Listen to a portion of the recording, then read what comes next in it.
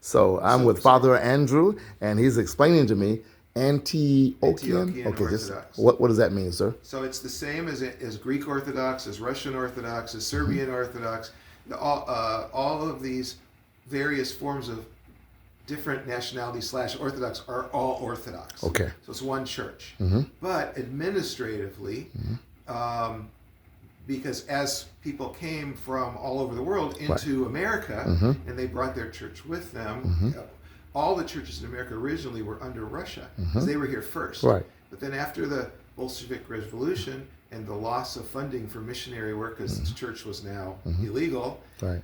all the other jurisdictions needed to send bishops and priests to support the Orthodox people that were here. So we now have multiple jurisdictions in this So, country. in layman's terminology, if I am from Greece, I might want to attend a Greek Orthodox. Yes, but, Okay. but not always. Not always. Okay. And I have many Antiochian churches that have people from all different, and, and the same in the Greek church. But what you'll find, say, in an Antiochian church is Antioch is, now in Turkey, but their patriarchate moved to Damascus, Syria, after, because it's rough in Turkey. Right. And now, and so the people that came from those lands are a lot of Arabic-speaking Christians, whereas in Greek churches, they may have come from Greek-speaking land, areas. Okay.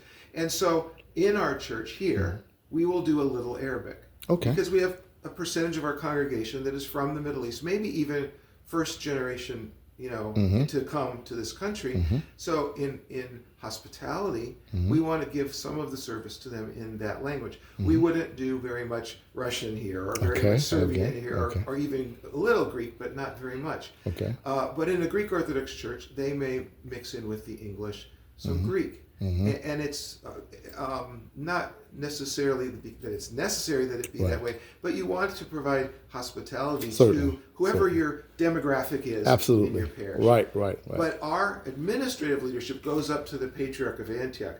Father Gary's administrative leadership goes up to the Ecumenical Patriarch of Constantinople, which is now also in Turkey. Okay. And tell me a little bit about these tiny homes over here. So the Daughters of Charity owned that land. They also owned the hospital on the corner, which is closed now. Okay. It closed because it couldn't be seismically stable without a major retrofits, and it was too cost prohibitive. So they ended up selling the hospital. Okay. So the inpatient component of that is just closed right now. But this strip of land was just a dirt area. And they decided they were going to work a deal with the city of Los Angeles to use this land.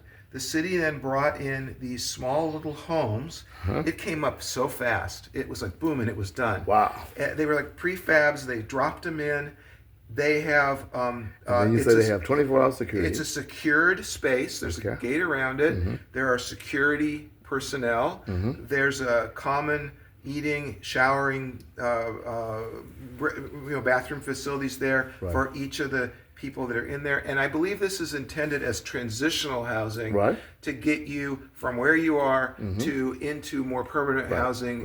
There's a certain number of months that you can stay in there while you're getting yourself together and getting into more permanent housing. Which brings us to your property across the street. Yes. Which is you're gonna do what with that? Affordable. Well, our hope, again, we're still in planning and we're still working with the city to try to come up with a plan that everybody's okay with. But our desire is to build affordable, government subsidized apartment type housing on that property. And in addition, to build a center there that we can use to prepare and distribute food to the needy, poor, of the neighborhood more frequently than what we're already doing now through our LA Food Bank distributions. Okay.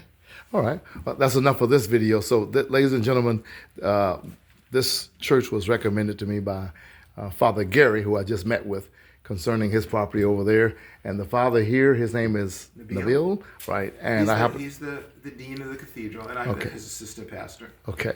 And I happened to call. So Father Gary recommended me to him. I called his office to make an appointment. He actually answered the phone, and I said, "Well, I'm outside your church." So he came in and talked with me. He's on his way to the airport right now to pick up the bishop. Yes. And so he was kind enough to introduce me to Father Andrew, and here we are. Interfaith work already. See, we're talking to each other. That's the main, and he's explaining to me. Okay, so keep the faith, everybody.